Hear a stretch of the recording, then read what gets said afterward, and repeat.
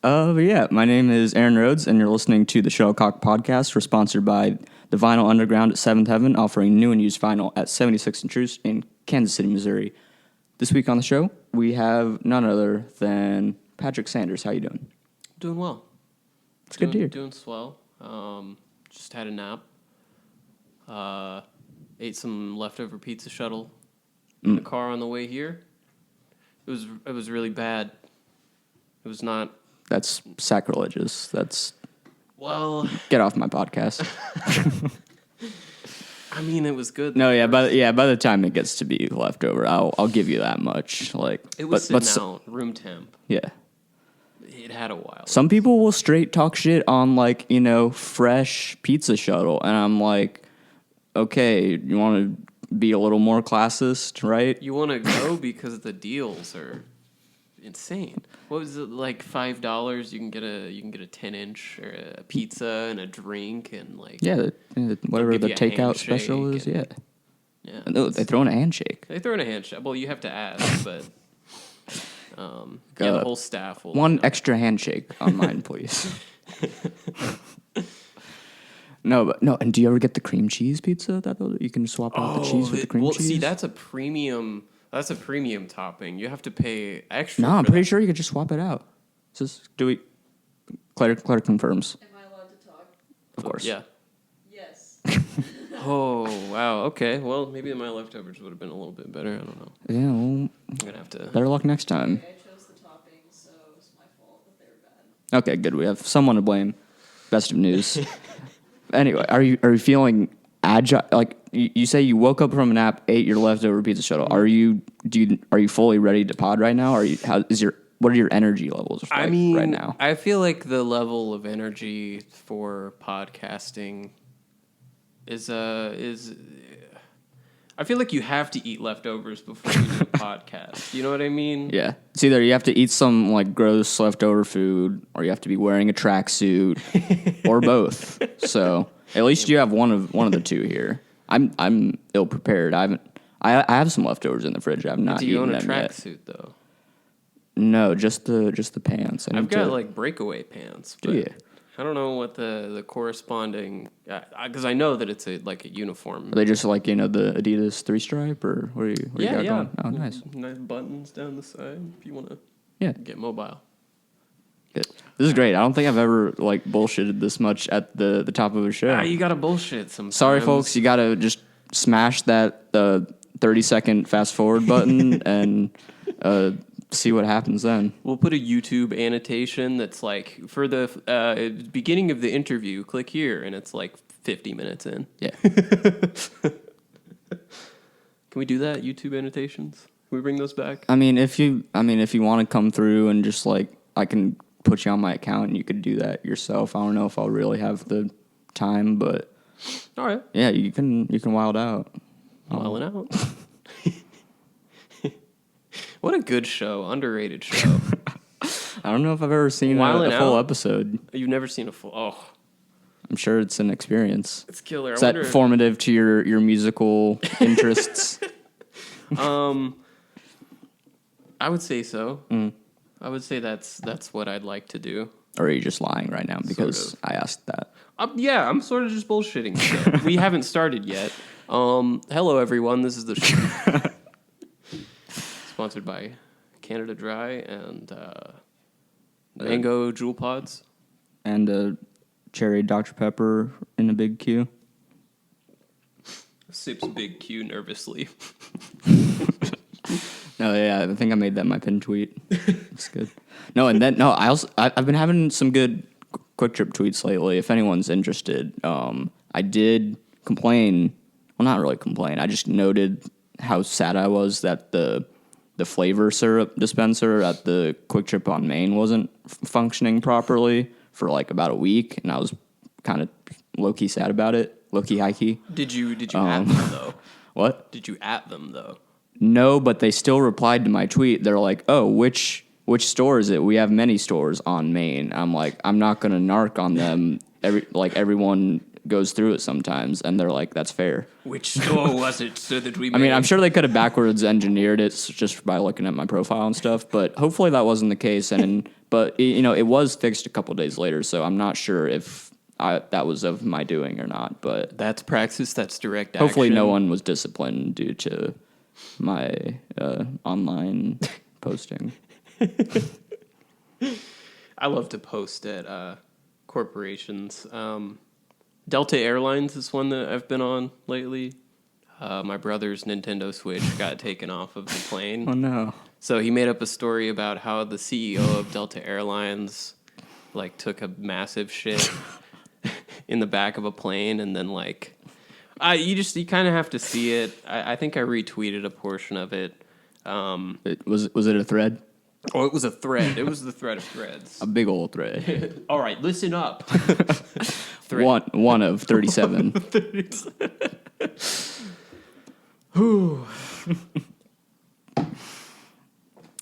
Wonderful. Still bullshit. I'm usually bad at talking. I'm excited about it. All day I'm off the dome. Maybe episode 65 is when I really. That's really when you get good. Oh yeah. Well, you should wait until they always say 10,000 hours, but I don't know. Maybe at 65 hours, I'm hit your stride.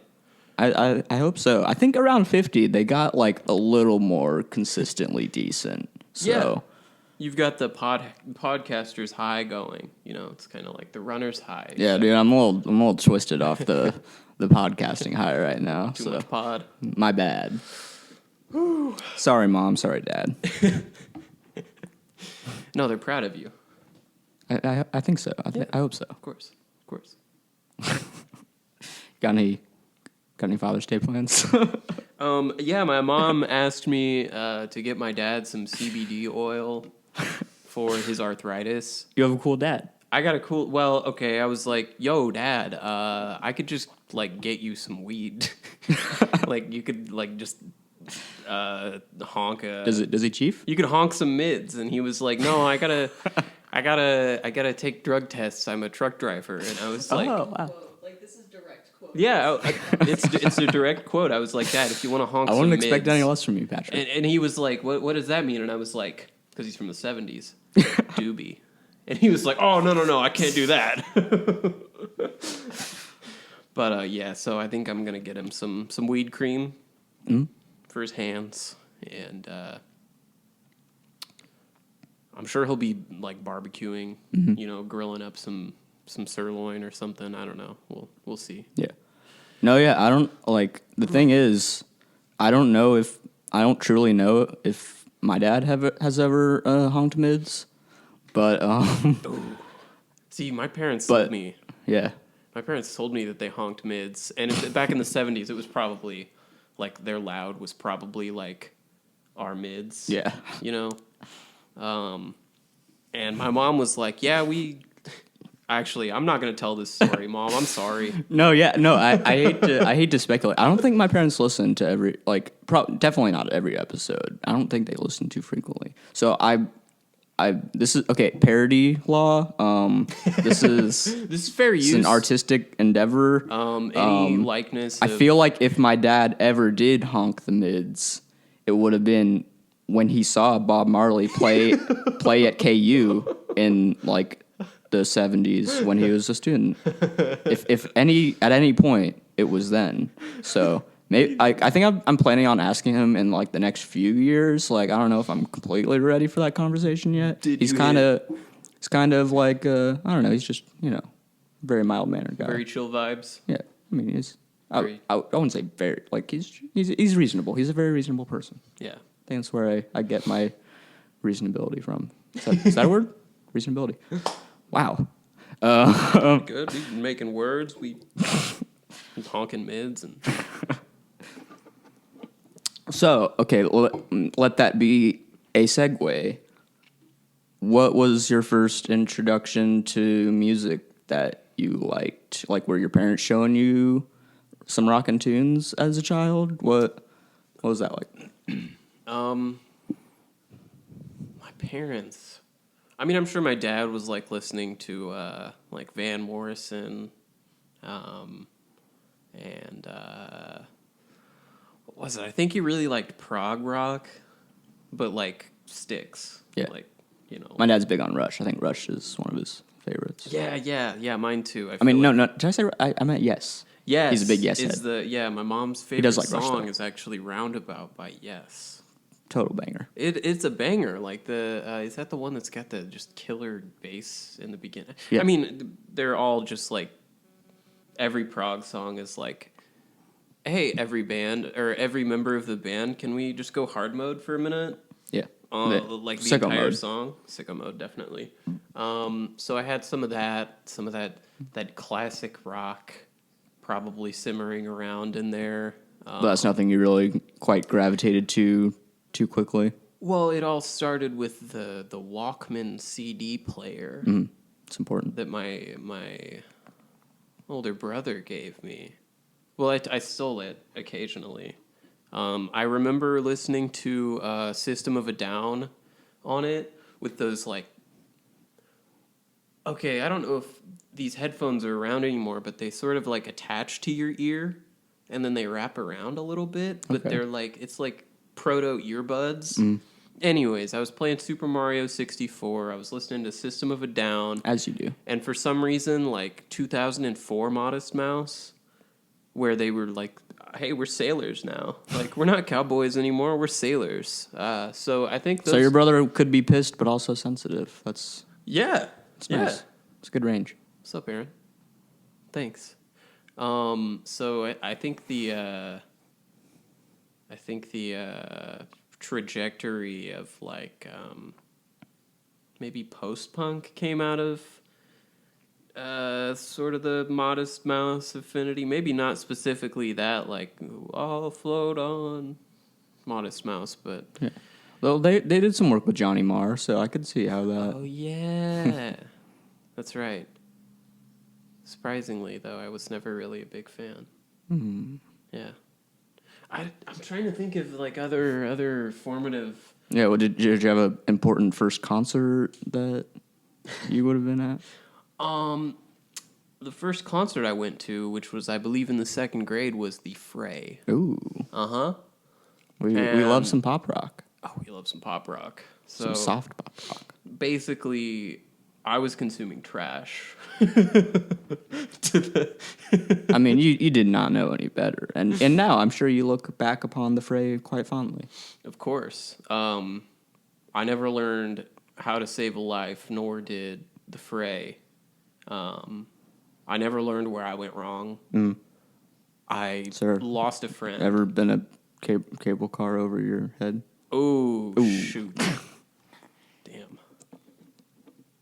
Oh, Death Cab was another one that my brothers and sisters were real into. I definitely did some Death Cab like early high school. That was good stuff. Transatlanticism. So what was like your first like main shit though? You know, like this is my favorite band. Like I don't know. Did you have some of that like middle school, high school era? Boy. 13th Floor Elevators. I don't remember where I discovered that they were a thing. R.I.P. Rocky. Yeah, R.I.P. Rocky. Was that a few days ago? God. That was probably the first, like, band that I was into and thought that I was, you know, sort of, like, cool and unique for it. And it turns out I fucking was. Yeah. That's why you're here. I mean, you know, so it goes. I feel like there was one before that, but I would be embarrassed to say it. I remember like early or late middle school, I was really into Phoenix because it was like just this pop that I had never really heard of before, and you could still, you know, be like cool and listen to it because sometimes they spoke French. Yeah. Yeah. They're sophisticated. Yeah, very sophisticated when they're speaking two languages. I couldn't do it. Honestly, I tried earlier on the pod, and it's only English. I don't know how they do it. Boy. Yeah, I won't prod you anymore for that kind of thing. But so it's fair to say you've had a pretty eclectic taste for some time though. Yeah. I feel like whatever I kind of throw at you when I see you, like you have at least some background knowledge of. Is this just a lot of internet browsing, a lot of like hitting record stores, working at the record store? Being online, working at the record store, yeah. Mostly because I'll just sit at the desk sometimes and it'll be like there will be no music on and people will start looking at me weird. And then I'm like, oh shit, I better turn something on. And I usually just like mooch off my coworkers and just go to the YouTube, recommendations, like what they previously looked up. I'm like, oh, okay, this is good. And then it turns out to be some real fire. And I've got a new favorite record for the next week. I think it was Dakota that showed me this really good Greek post-punk band that I can't find anywhere else but the one YouTube video. I'll have to find that again. Link in the description. Link in the description. Yeah. Okay, so is it often like I am kind of interested in like how frequently like YouTube or like Spotify or whatever is being used in store versus like actual records like on the turntable. Like, what do you end up doing a lot of internet stuff when you're in there? I do tapes and internet mostly. Excuse me. I think it's just because I'm lazy. I think everyone else in the store will do records and like have them on display and everything. But for me, I'm like, there's either nothing that I want to listen to or something very specific that I want to listen to that I know we don't have. So I'm going to go to Spotify. I'm going to go to YouTube or, something like that. And then, so basically what I'm saying is my whole taste in music is based off of an algorithm designed by Google. Yes. Shouts out to Google, this podcast. Send us some money, please. That'd be cool. Google AdSense. But yeah, I guess we could get into, I don't know, like how, like, deeply, like, you would say you pride yourself on knowing local music, but like, what were some of your first like favorite like local music moments, like bands and like shows you saw? Would you say like around when did you kind of start to become aware of like Kansas City music? I think it was when I met you actually at Come and Go. Wow. It was like 2 years ago maybe. I can't remember what the specific show was, because there were so many. Was that last summer or was that the summer before last? This last summer I moved in like September or October of 17 and then out a year later after last summer. Yeah, I didn't really have an into the shows, or I guess I didn't really know that they were going on, because I was a little baby and I was just like staying at home. But to clarify, I didn't know that Patrick was going to say me when I asked him this, so just for anyone listening, that was not to be self-indulgent. It's totally I was paid to say this. No, really though, it was I didn't know that there was a scene that was actually, actively going on. Like I didn't know anyone at the time. And I'm really like digging to try to remember what show that was, but I think there's one touring band. That was the summer. Might have been Webb and Mock Identity. What happened last summer? There was Haha that played in like July from Texas. I do remember. We stayed with Royal Brat was sick. Oh, that was killer. Scrunchies. Yeah. They were. Yeah. That was a really A lot of good bangers. show. Royal Brat was They rule. still like top 10, I would say. Especially, I don't know. I feel like it's really hard to get across vocals on a. I guess what I'm saying is some drummers aren't very dynamic, so they play really loud no matter what, and vocals on a low power amplifier doesn't really soar over Yeah. the drums, but like they were killer, they were loud, and I heard pretty much everything. It was Oh yeah, and they're like for not being like exactly like a melodic punk band. I guess you could call them kind of melodic, but like their melodies are just like very intensely good and dynamic and well thought out. it's Doherty. Yeah. Shout out to Royal Brat. Yeah, Royal Brat. And that record is like one of my favorite punk records from last year too. So, Eyesore, I think it's called. Hell yeah. Listen to that shit. Royal Brat, Minnesota, Bandcamp, Eyesore. Also Scrunchies. I got their record, and so that's a good recording. I think that was a self-titled. I don't. Maybe. It could be sacrilege, but. Bennett's stuff is some of the. Yeah, first. had you known Bennett kind of previously to No, I come to didn't. shows? No, okay. But yeah, I realized I'd seen him. I think I saw Nightcrawlers was one of the first notable shows I had seen. I'm pretty sure it was Nightcrawlers. But I was like, oh, okay, this is really cool. And then I saw Bennett again, and then I saw Bennett again. You're like, oh, you're in all these bands. Oh, wow. This is cool. I like this. Yeah. So, Oh, yeah, and I think it's cool though, because like even knowing this now too, that like you kind of were just first digging into local music like last spring and summer, but the fact that your knowledge of like local experimental and like ambient and electronic music has already kind of eclipsed mine in the brief time you've been learning about it is very cool and exciting to me.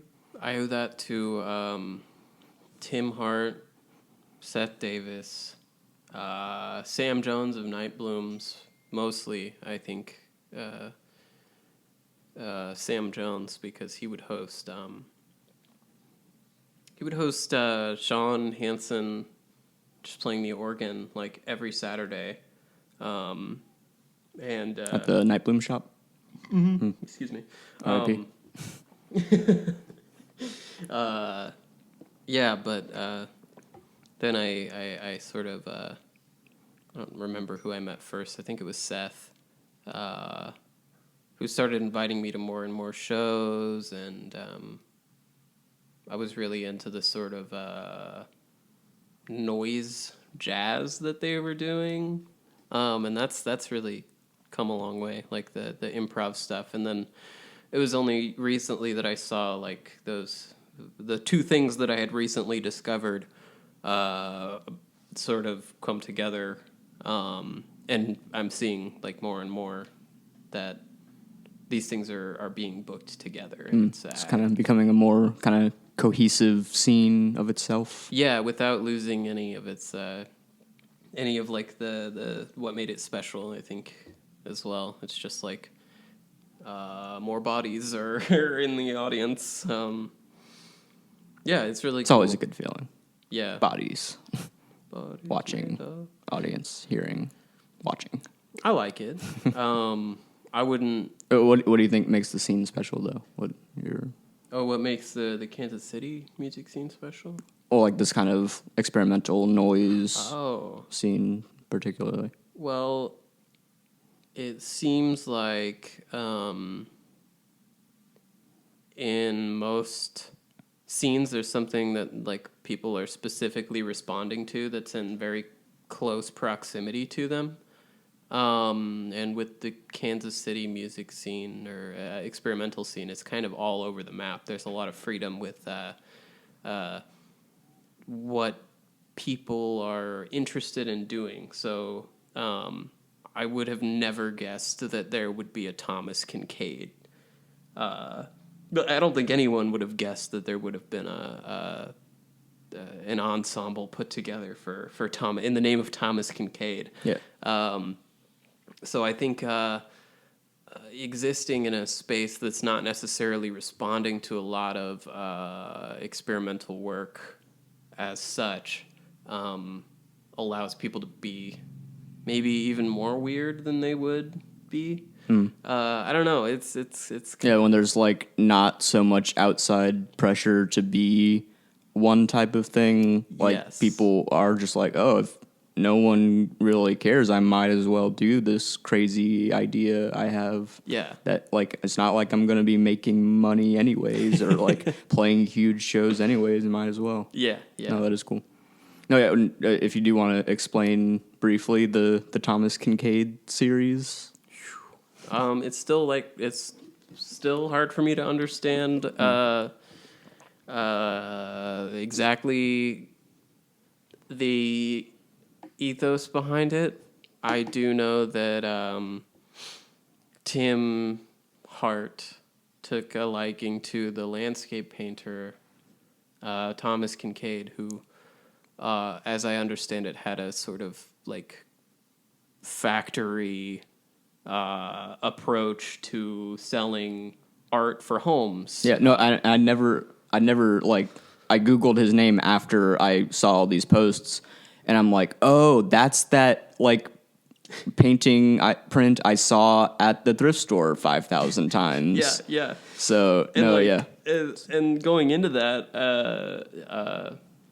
I only vaguely knew who he was, but it was through like people being like, "Oh yeah, he's awful. Like he's not a real artist," Yeah. and things like that. So I was So like, Tim's kind of pushing the listener to reconsider or Yeah. engage with someone who does produce art in like a factory kind of mode. Yeah, I would say so. There's a lot of like the language that he used in the score or not the score, the program, was that he was trying to reproduce a language that was being created by by the process of gazing into a landscape or painting a landscape. He was trying to recreate that with the scores. So I'm not sure. I don't really read music or understand much of anything really, but I would say that it came across really well in the performance itself. Big success. So yeah, there was like a performance with like a dozen of his collaborators recently. A duodectet. But is he still like releasing new recorded pieces of it, or? Oh, I spoke to him recently and he said that he was waiting a little while to do some recordings of it. Because I had his score. And I gave it back and he was like, yeah, I think we're waiting until August to do that. Right now he's working on, Ralph, I think it's pieces that are similar in a way, but they're in the style of Ralph Waldo Emerson. So in some way informed by transcendentalist philosophy. I haven't listened to it yet, but if it is anything like Thomas Kincaid, it's going to be some fire. And yeah.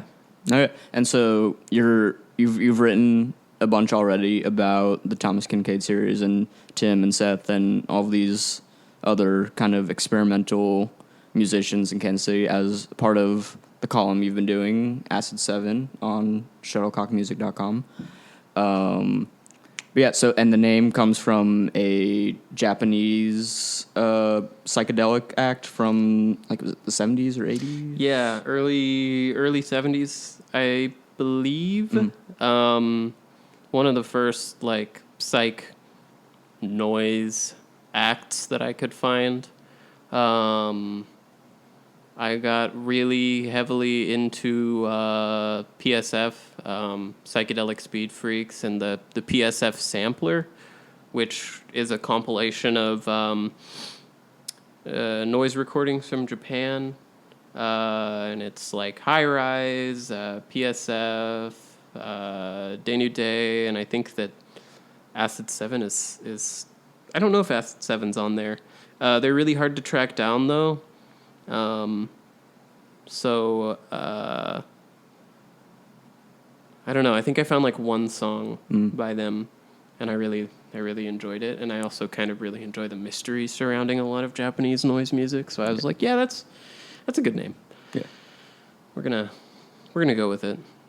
No, yeah, and you had been showing me that group Danu Day, which like one member like well, no, they were all like kind of communists, and one member just like had to flee the country at one point. No, he like stole a plane and fled to North Korea. Yeah, so he stole a plane in the name of the Japanese Red Army, which was like a guerrilla militia sort of weird communist faction that I think was had religious associate. I don't remember, but yeah, he hijacked a plane with a bunch of other like-minded folks in the Red Army and drove it. He flew it. He drove it all the way to Korea. Yeah, and he's still in North Korea, actually. You can find, like, a website that they've set up. And, yeah, I guess they're just living on an island that has, like, internet access. And they'll post on, like, this collective Twitter every now and again. And they're like, Japan still hasn't granted us asylum yet. Like, we're still in North Korea. So that's pretty baller. And nobody can find the lead singer of the Danu Days. So, yeah. Japanese psych artists, generally cool people. Freaking rock.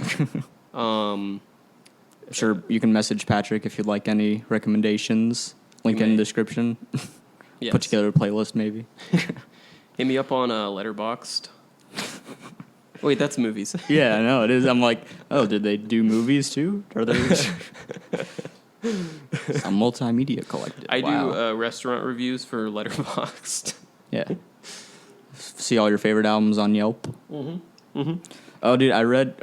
Side note: I did read a cool article recently about this like restaurateur / chef, like somewhere in California. I think that like intentionally got like thousands of people who ate at his restaurant to give him a 1-star review just to like fuck with Yelp as a company, and like he's like massively successful because of it, and everyone like kind of got like saw what he was doing, got behind him, and apparently like the food is like still really good, so they'll like leave a positive comment but give it a 1-star review.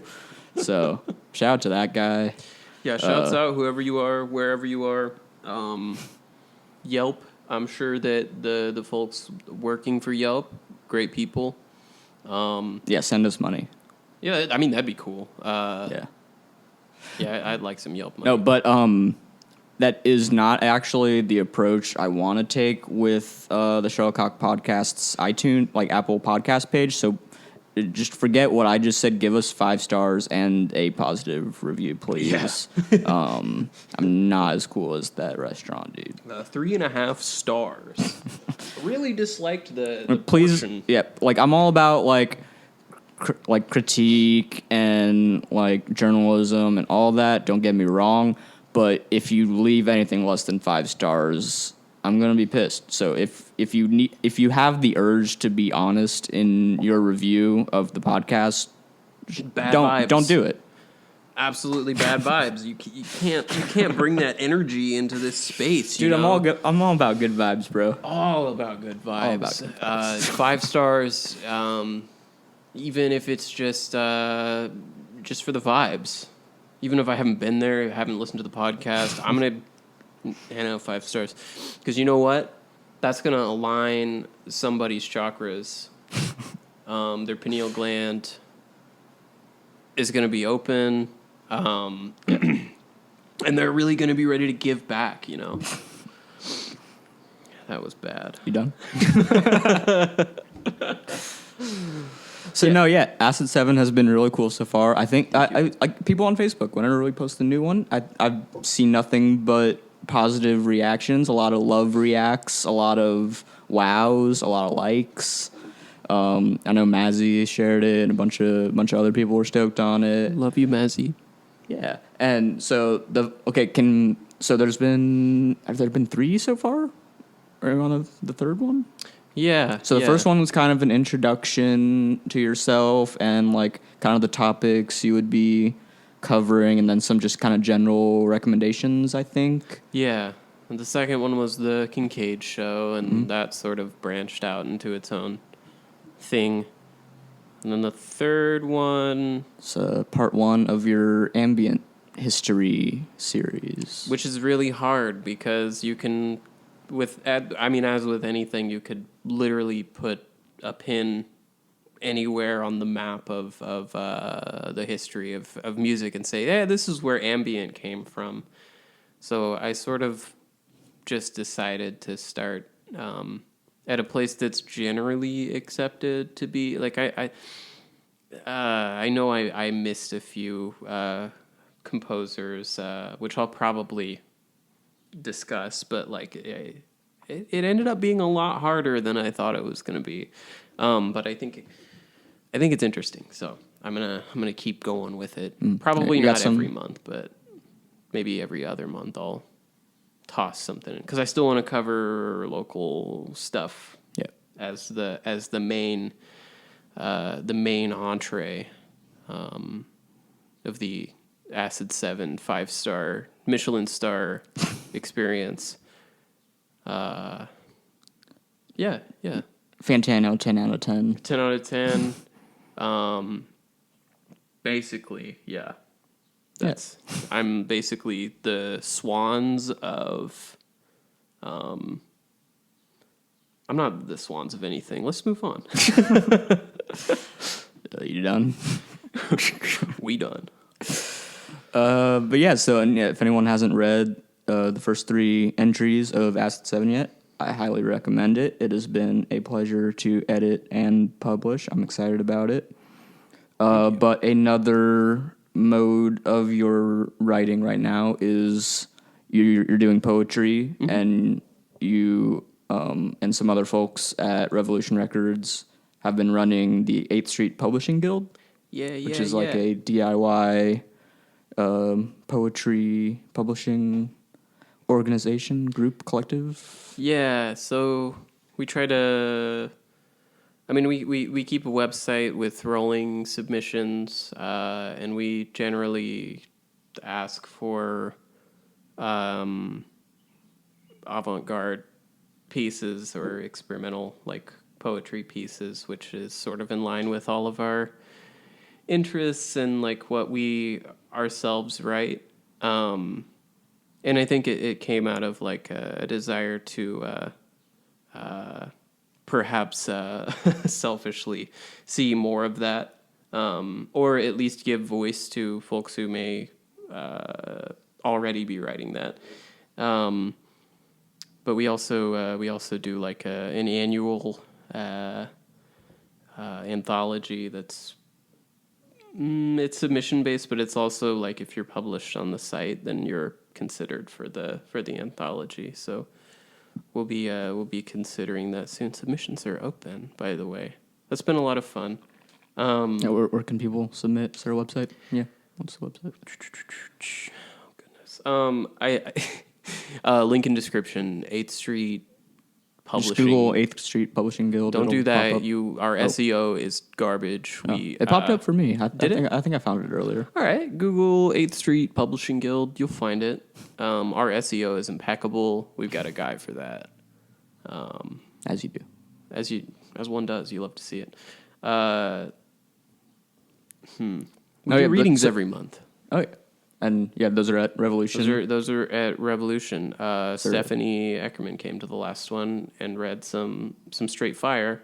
I'm hoping that everybody comes back around, because I'd like to hear more of what people are writing in Kansas City. I didn't even know that Stephanie was writing in that mode, but reached out to me and said, I think I've got some stuff that you would like, and needless to say, we all really liked it. It was a very good time. And we'll be doing it again this month. Nice. Although I think Natural Man is on tour right now. I think they just got back, but Warm Bodies just got back. Natural Man's about to go out, I think. Yeah. No, yeah, but be ready for the Natural Man LP too. That's gonna drop in the next month, I think. Is that a split LP? No, I think it's just them. That's cool. Yeah, That's really cool. yeah. I think it's called "Living in the Chemical World." I think that's what it's called. Might be beautiful. on Lumpy. I'm not sure, but it'll be out soon on their Bandcamp. And Mutants against nuclear waves. Mutants for nuclear waves. For nuclear waves. Even better. Subversive. I love it. Yeah, they're killer. No, yeah. So wait, okay. I think unless I misread it, it said the guild started in 2013. Though, is that accurate? Yes. So that was probably before I was even in Kansas City. Evan, I think it was just them. Yeah, Evan started putting out chapbooks just of poetry, which is like the poetry equivalent of an LP. In 2013, when they were living in Lawrence. That was helpful for me. I'm not very literate. I'm sorry. No. Like, that was helpful. Yeah. So, they started doing that in 2013. I think I met them in 2016. And it was like sort of a chance encounter because we were both looking to read the poetry that we'd been working on. And the link that was providing that for us was Sam Jones of Night Blooms. It was like, oh yeah, y'all need to meet each other, and we just sort of ran into each other at like Key Coffee or something. And then we started doing readings every month. I think we've been doing that every month since then. And then last year we decided to sort of formalize 8th Street or use it as a way to publish our work, because it started as like a way to retain like copyright without being like copyright Patrick Sanders, because that's not as cool. This is marginally cooler. Yeah. But yeah, we're excited to see where that goes. I'm actually making some flyers for 8th Street tonight, so we'll see how that turns out. Nice. Okay, and is there like a certain day every month that the reading is that people can Usually look for? the third Friday, I believe. If you check the Revolution Records Facebook page, we will have the date listed, but I'm pretty sure it's the third Friday. I'm not very organized, and I'm usually not the one who is left with the responsibility of booking things, but yeah, I'm pretty sure it's the third Friday. Word. Oh, yeah, and so I guess I don't even, like, I'm very much not of the poetry world, so I don't really know how to ask exactly, but what would you say, like, I know it is kind of avant-garde and surrealist, there's, a couple words on the 8th Street site that are describing it, so, like, how would you describe what some of your work in that realm ends up looking like? Like, is there any kind of themes or imagery you end up with a lot, or what kind of topics you get into? For me, there's a lot of things having to do with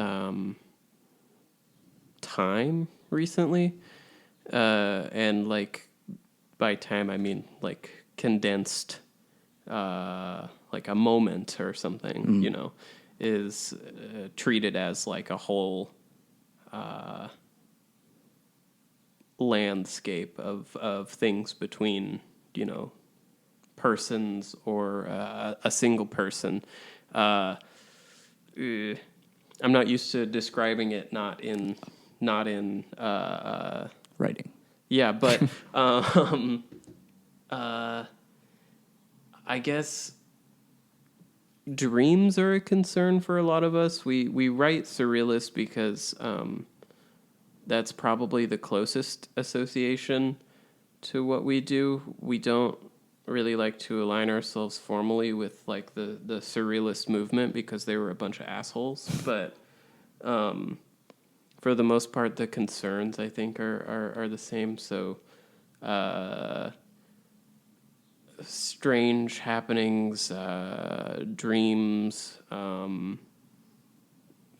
I guess, and not even necessarily like intoxicating, altered states, but sort of looking back on how strange a moment actually was, or something like that. Yeah. I tried to not butcher that, but No, that makes sense. Well, I think the best piece that any of us have written has actually been Evan's. It's called Cantos, and it's loosely based off of Ezra Pound's Cantos, but it's with a K.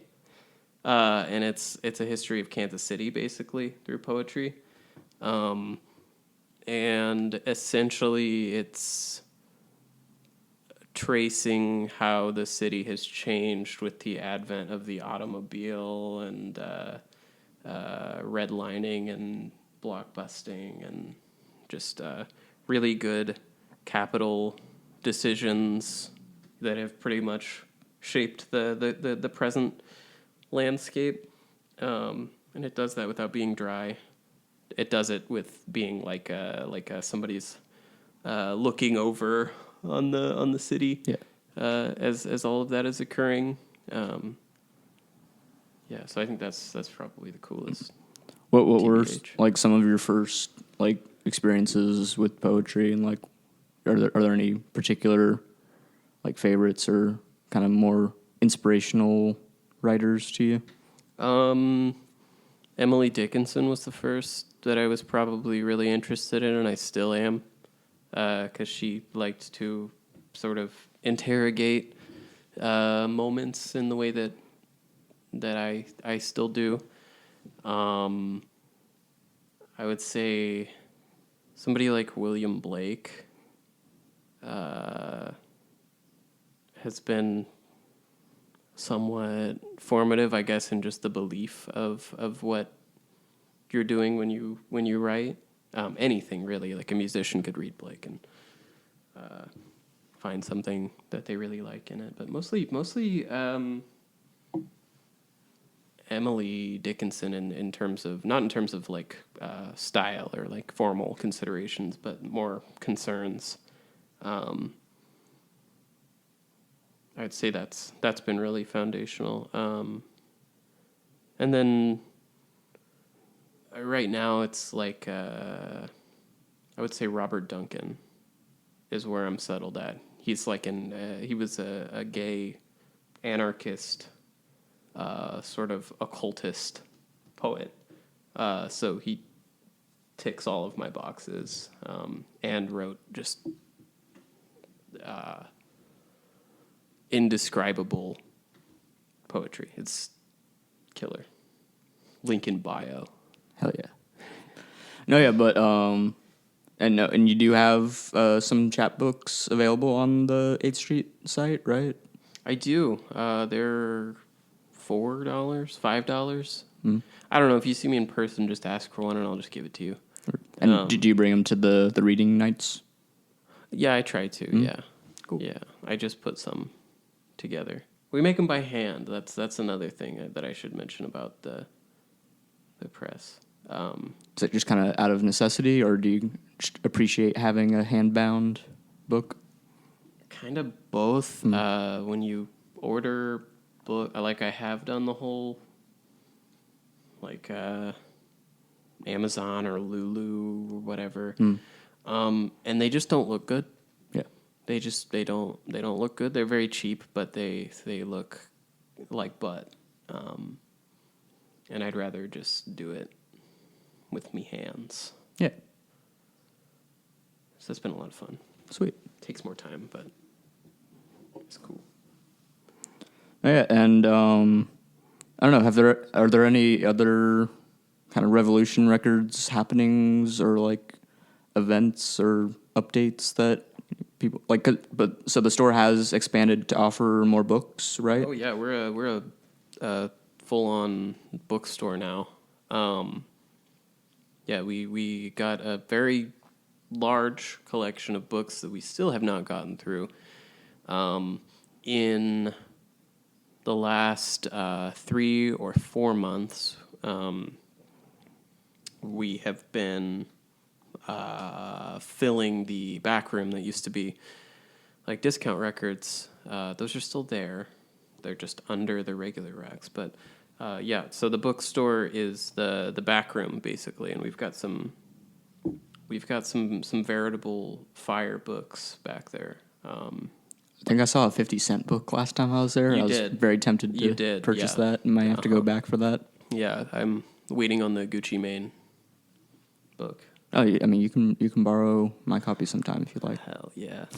But yeah, we got 50 Cent. We've got pretty much, I think everybody that I just mentioned. We've got all the important authors: Gucci Mane, 50 Cent, Gucci Mane, 50 Cent, Emily Dickinson. Yeah, you only have to read essentials. Those three, and Steve Harvey's self-help books. Love it. Maybe he's got his mustache secrets in there. Mustache. Oh yeah. You gotta hope so. You gotta get the wax. Yeah, actually, I don't know the contents of any Steve Harvey book. I just know that I really don't want to know anything more about Steve Harvey, because I feel like every time I've gotten a peek of like what he's like, I'm just like, he doesn't like the gays. Like, I don't know. Maybe he shouldn't be telling me how to help myself. It's just you never know. That's none of my business. Whatever happened to Kermit sipping the tea? Can we, we have the shorthand, the tea, the tea's spilled, but why can't we ever take it back to the roots and just see people posting old-fashioned Kermit sipping the Lipton tea? I mean, I'm sure it'll, the nostalgia happens so quickly now, I feel like, that, in a matter of years, maybe months, it'll loop back around. I think I'm bringing back Kermit sipping the tea.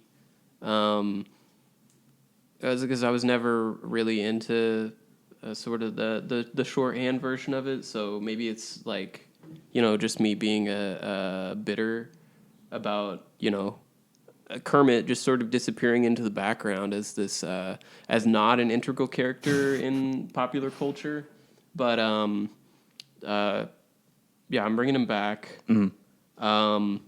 I'm bringing back Gangnam Style. I'm bringing back. Oh, dude, it's sick. I watched it's very it's kind of hit or miss, but the Hasan Minhaj show on Netflix, it's kind of like the John Oliver style thing, the news comedy show he has on Netflix. He did one recently that was on I think corruption within. Okay, I'm forgetting. I don't know if it was I think it was corruption within the use of what are they called? It's like some kind of capital fund that a country uses to divest from oil. I don't. There's some 3-letter abbreviation for it. I should know that, but I don't. Yeah. Nevertheless, these very corrupt people running these wealth funds love and all these guys in Asia and that part of the world they're very often seen partying with Psy or bringing him paying him to come to their huge parties that they throw with all of this very questionable wealth. And I'm oh wow, Psy is still chilling. He is still counting up. See, I had no doubts that Psy was always big chillin' behind our backs, but yeah, stateside not so much. But yeah, I mean There's more money out there. You drop some fire like Gangnam Style, and you can just act like you don't know nobody. Truly. Honestly. It's probably what Riff Raff aspires to. Yeah, if I could drop Gangnam Style today, I'd be out. Goodbye, 8th Street Publishing Guild. All right. Drop that one viral hit. Oppa Gangnam Style. That's what they say. That is what they say. No, yeah. But wait, is Revolution still doing the People's Market as well? Yes, every month doing the People's Market. There's some free stuff. There's some free food. You can bring in your stuff to donate if you don't want to take it to, or if you just have stuff that you haven't, clothing items or practical household goods. The really, really free market.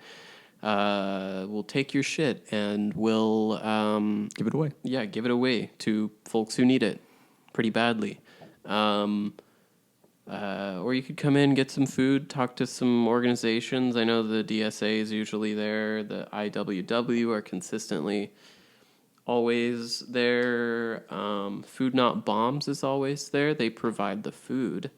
Not the bombs. Not the Those bombs. Those come from elsewhere. Yes. Those come from tactical, surgical. Raytheon. Raytheon's always repping at the People's Market. Right? More like Gaytheon. Did you see their nice branding? No, they going Pride Month. They're going Pride Month. That was not a slur. Don't take me out of context there. Isolate that later in a clip. No, Raytheon has put rainbow flags on their logo, so we can have. I think it's a good thing. Queering imperialism. It's good. It's a really normal world that we live in. Yes, we love it. Are there any other routine happenings at Revolution I'm forgetting? There are the First Friday shows usually. Yeah. Those are kind of free donation based shows. You always got a keg at those shows. It always gets dried up. But this next First Friday, I think I'm gonna load up 2 kegs. Ooh. No, and that one's gonna be a Planned Parenthood benefit? We had the Planned Parenthood benefit. Thank you to everyone who donated. We raised $300. Nice. So that was epic. I definitely did a Fortnite dance after that. I'm not sure what this one is. I don't know if we've really booked anything. It could be another Planned Parenthood benefit, which would be also epic. I would do another Fortnite dance for that. But I'm not sure. We have some. There's a show on the 22nd booked, and it's Harsh Noise. I forget the name of the act. Check the FB for details. Maybe there will be a link in description. It's Harsh Noise from Milwaukee. Nice. And it's gonna be pretty baller. I'll be there. Oh, is that Lower Tar? Is that the one Emily's booking, or is that No. Okay. Jason Zay booked it. Okay. Yeah, look out for it. But you should go to both of those because those are gonna be really baller. Sweet. So I think I also wanted to ask you about your own music. You recently dropped an album through Mother Russia Industries called Golly. That is under the name Pinkish Sundress. Tell me about Golly. I wanted to make pop music, and I've been wanting to make sort of synth pop for a little while. But when it comes down to writing lyrics, I can't write lyrics for pretty much anything. I don't know why. Your poetry skills don't cross over. No, you feel they really don't. So there is some production on there that I'm really proud of. The lyrics are kind of silly. I could probably name.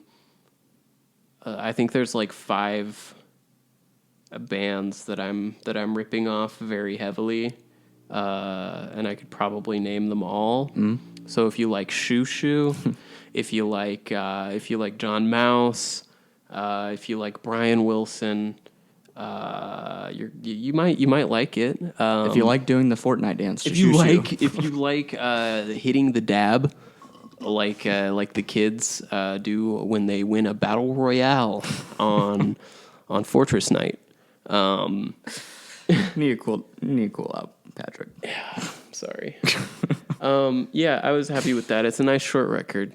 I might be doing something similar to that in the future. Mm-hmm. The 3 people that listened to it said it was real good, so We'll make that 4. I think it's really good.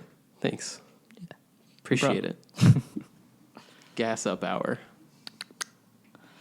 But yeah, there is like one, like, you know, it is kind of sparse lyrically, but there is like one like kind of verse that happens. It's a guest verse from is it Sakith? Sakith. Yeah, Sakith. No, and that's also someone who publishes through 8th Street, or at least has before, right? I don't know this person. Damn, you're going Nardwar on us right now. It's not that deep. Yeah, so Sakith is on the title track. Is incredible. We've been working on a project for a really, really long time. It's called Botany. How do you guys know each other? My roommate went to high school with him, actually. And he started...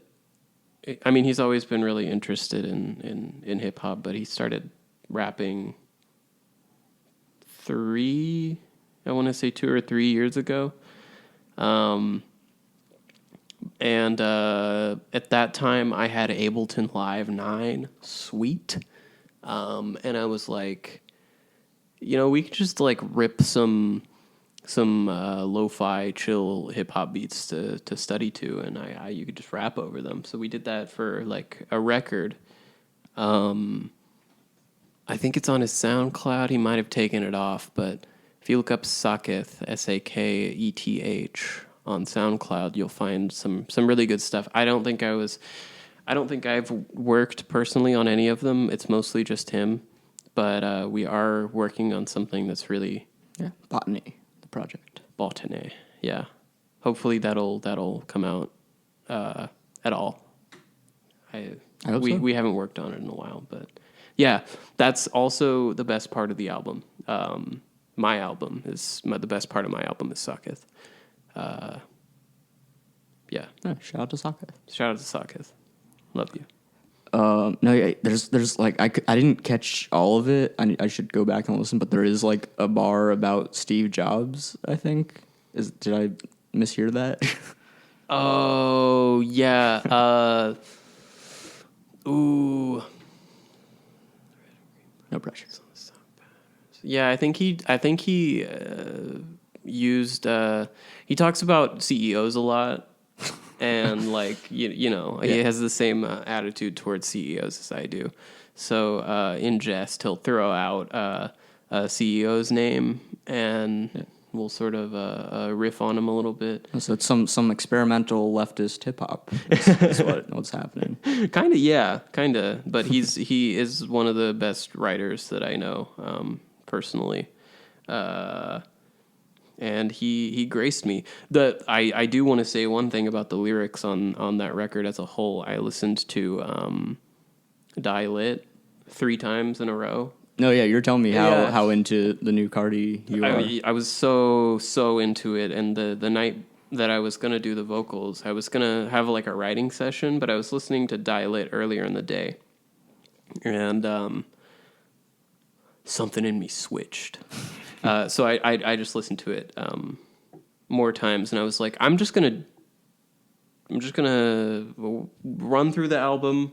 I'm gonna do some vocals, and it's not gonna be nothing's. I'm not writing anything down. And I got interesting result. I'm not as good as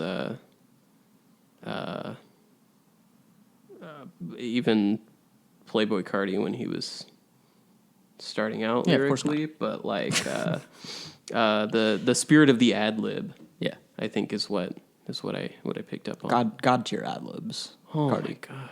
Wonderful. Every time I hear something and it's just like he's just like ASMR, like, Yeah. and I'm like, oh, yeah. Be like Cardi, that sometimes. yeah. No, yeah, and previous to the Pinkish Sundress album, you had released several tracks and a couple projects under the name Pinko Sandy. Is this just like a change in moniker, or do you see them as kind of different styles, different projects of yours? I don't know yet. I was sort of, I didn't really like the first record that I made. Art critique? Yeah, I didn't dig it. It no longer exists, other than I think one person downloaded it. So for archival purposes, maybe I'll dig that back up. But yeah, I think it is different. Although I think maybe the main difference is that I'm not drawing so heavily from John Mouse. Like, it's not as explicit that I listen to a lot of John Mouse. I listen to John Mouse and Shoo Shoo, okay? I don't really remember much of, like, I definitely listened to Art Critique at least once or twice, but I did just listen to Procedural Belonging, the EP you'd released. Oh, yeah. And that one is, like, definitely a little more ambient than the Pinkish Sundress stuff, for sure. Yeah. Actually, the next thing that I'm gonna probably release is ambient with Claire. Actually, we're working on some stuff in that, like some ambient improv sorts of stuff. We're passing stuff back and forth, and hopefully that'll be out soon. Sweet. And Botany. No, and I did want to ask about the I Want to Sit on That Door single, which has is it like Gaddafi on the cover art? That's Gaddafi. I'd meant to ask you about that previously. Yeah, so I can't remember if I had already made the song or not, but I was at a friend's house and we were watching an Adam Curtis documentary, and I think I was intoxicated, some sort, and there was a scene of Muammar Gaddafi, and he was at a press conference, and I see in the background there is a fully upholstered, padded leather door. And I held it in. I held in the urge to say, like, hey, guys, I want to sit on that door. Because the scene had already passed. Yeah.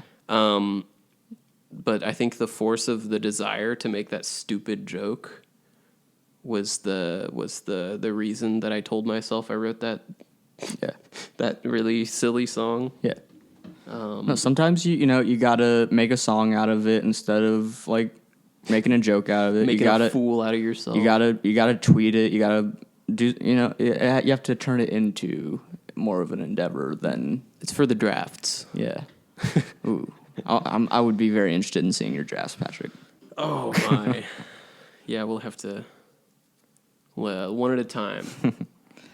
But yeah, you've also done, like, I don't know if you've strictly kind of just worked on your own projects, like engineering wise. Have you recorded anyone else? I know you've recorded some Dead Dad's Club material before. Yes, that's in the vaults. Yes. I've got like 2 songs ready that sound incredible. I have recorded Saketh. I did that with actually Kaleidoscope. Maddie and Hadiza are my neighbors. Nice. So we sometimes will pool our resources, and by resources I mean like space and equipment together, and work on stuff. So that's a lot of fun. I've done mastering for a while. So there are like odd jobs that I've done audio mastering for, not like production or anything. I'm really bad at mixing, but mastering's fun. What is that project called? Emily Otis, who's in town, is a folk singer in the vein of Angel Olsen, etc. And I think the record's just called One Big Body. I mastered that, and it's really good. It was already good before I mastered it, but yeah. Hopefully it's more good now. Yeah, hopefully I don't go back and be like, ooh. Oh yeah. You play bass live in Dead Dad's Club? Do you guys have any like shows, or are you working on anything together right now? Not at the moment. I'd like to. I know that Alice is playing solo. She's doing something solo, I think, in July. But nothing on the table as of right now. I am, however, in a country band now. Oh yes, I was going to ask about this too. Is it? It's the Hellfire Club. It's right? the Hellfire I've heard Club. whisperings of it. Heard whisperings, yes. Yeah. We have only had one practice. We officially have a full lineup now. And it's you, Mitch, and Promise, and other people? Wait, It's is me, that right? Promise, Brooke from Lover Girl, and Amanda Okay. No, of the pod. Amanda of the pod. of sitting down talking about it. The number one comedy talk podcast in Kansas City, In the hosted world. on the Shuttlecock podcast feed. Vote 5 stars because Yeah, don't give us 5 stars for the Shuttlecock podcast. Give us 5 stars because you love sitting down talking about it with Sophie Hart and Amanda Roseman. that's true. That's my next pod stop. I think, as I'm gonna bother them until. Oh yeah, you'll do the circuit, the Shuttlecock pod.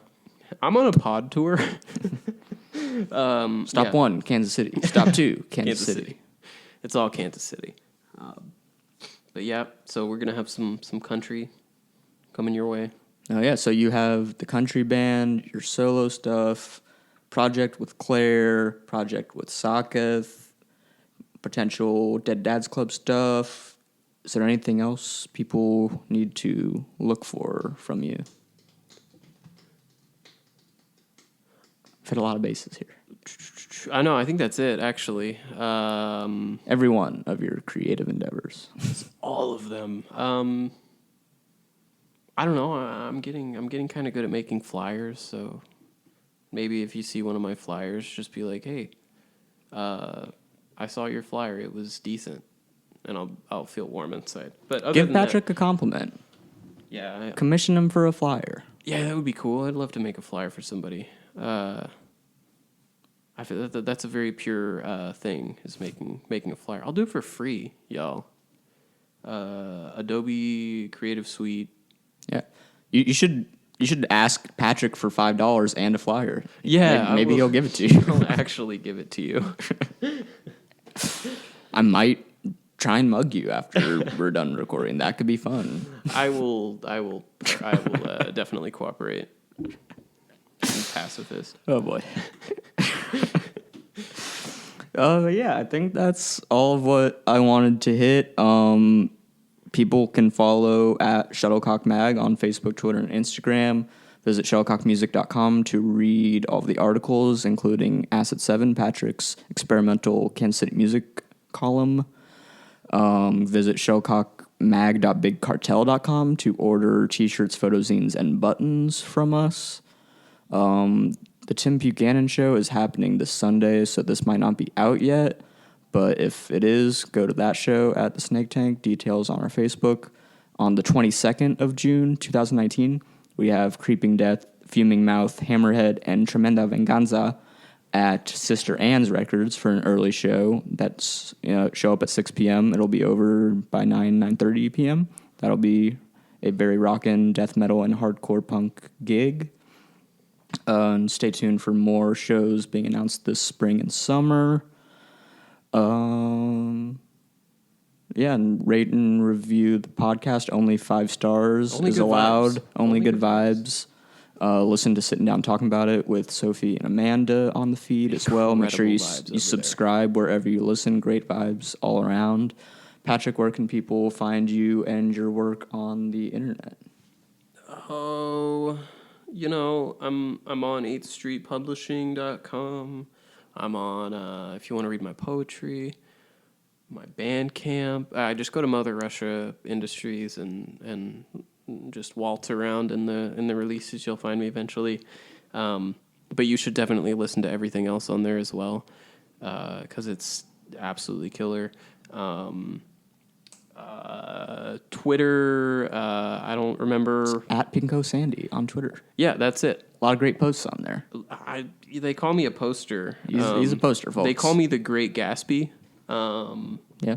And I'm going to end it on that personally.